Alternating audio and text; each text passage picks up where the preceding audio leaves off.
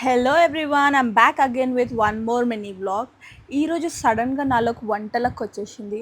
అందుకే ఈరోజు నా టాలెంట్ అంతా తీసి నా క్రియేటివిటీని అంతా కలిపి ఒక టమాటా చట్నీ రెసిపీ మీకు చూపించబోతున్నా.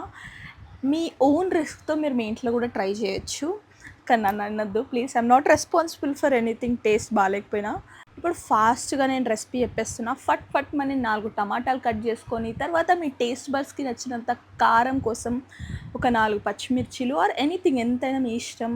తర్వాత కొంచెం కొత్తిమీర తీసుకొని ఒక కడాయి పెట్టుకొని దాంట్లో నచ్చినంత నూనె పోసుకొని జీలకర్ర, ధనియాలు, చిల్లీ ఫ్లేక్స్, మిరియాలు, టమాటాలు, పచ్చిమిర్చిలు, పల్లీలు అవన్నీ వేసుకొని దానికి సరిపడా సాల్ట్ వేసుకొని పసుపు వేసుకొని అన్నీ బాగా మిక్స్ చేసుకొని లో ఫ్లేమ్ మీద ఒక 10 to 15 minutes వదిలేసేయాలన్నమాట. నేను కనుక ఈ రెసిపీ మాస్టర్ షెఫ్లో వేస్తే ఖచ్చితంగా ఆ షీల్ నాకే వస్తుంది. అబ్బా ఆ ఊహ ఎంత బాగుందో.